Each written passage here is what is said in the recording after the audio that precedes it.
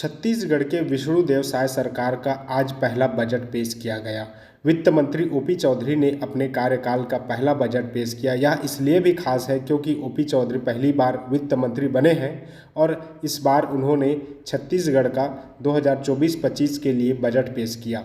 इस बजट को लेकर अलग अलग नेता अलग अलग प्रतिक्रिया दे रहे हैं। ऐसे ही छत्तीसगढ़ के एक ऊर्जावान विधायक और आरंग के गुरु खुशवंत साहेब जी ने भी अपनी प्रतिक्रिया दी है। आइए सुनते हैं क्या कहते हैं गुरु खुशवंत साहेब जी इस बजट को लेकर, वो क्या सोचते थे और ओपी चौधरी ने जो बजट दिया उसमें वो कितने संतुष्ट हैं। देखिए, अमृतकाल के न्यू का बजट 2024-25 जिसको आज हमारे माननीय वित्त मंत्री माननीय श्री ओपी चौधरी जी ने रखा है, जो माननीय विष्णुदेव जी की जो सोच है और माननीय प्रधानमंत्री नरेंद्र मोदी जी की जो गारंटी है उसको इस बजट में शामिल किया है।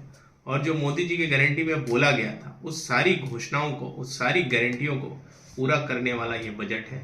छत्तीसगढ़ को समृद्ध बनाने वाला ये बजट है।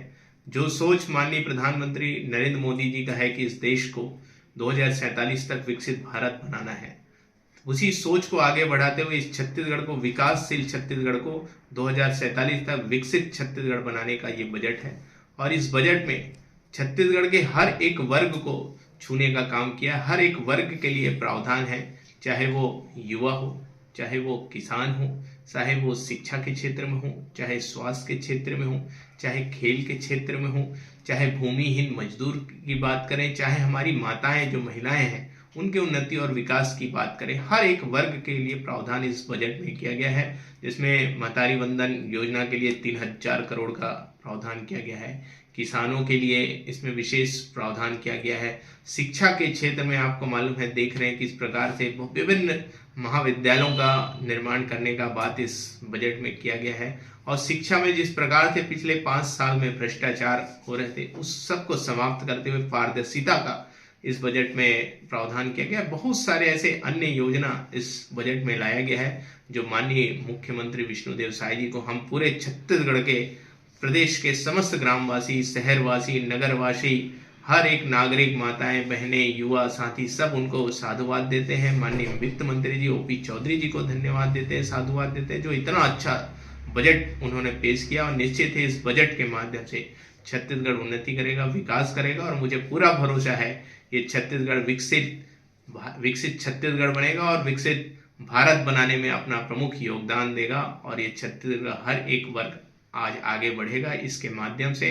और जो पिछले 5 सालों से जिस प्रकार से छत्तीसगढ़ को बर्बाद करने का काम किया जा रहा था उससे निजात मिलेगा और छत्तीसगढ़ की समृद्धि आगे बढ़ेगी। धन्यवाद। जय जोहार, जय छत्तीसगढ़। आरंग विधानसभा निश्चित है इस बजट में बहुत सारे प्रावधान हमारे आरंग विधानसभा के लिए आए हुए हैं। माननीय मुख्यमंत्री जी और माननीय वित्त मंत्री जी ने विशेष ध्यान दिया है।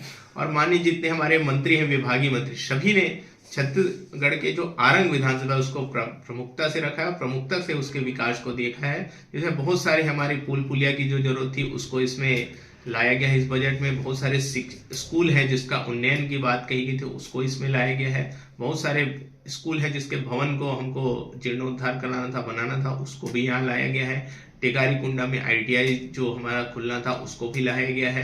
ऐसे बहुत सारे चीजें इस बजट में हमारे आरंग विधानसभा के लिए आई है, जिसके लिए मैं माननीय मुख्यमंत्री जी, माननीय वित्त मंत्री जी, हमारे ओपी चौधरी जी और हमारे जितने भी मंत्री हैं सभी को मैं बहुत बहुत धन्यवाद देता हूं, जो विशेष रूप से आरंग को इस बजट में प्राथमिकता दी। इसके लिए हृदय से उनका साधुवाद, धन्यवाद।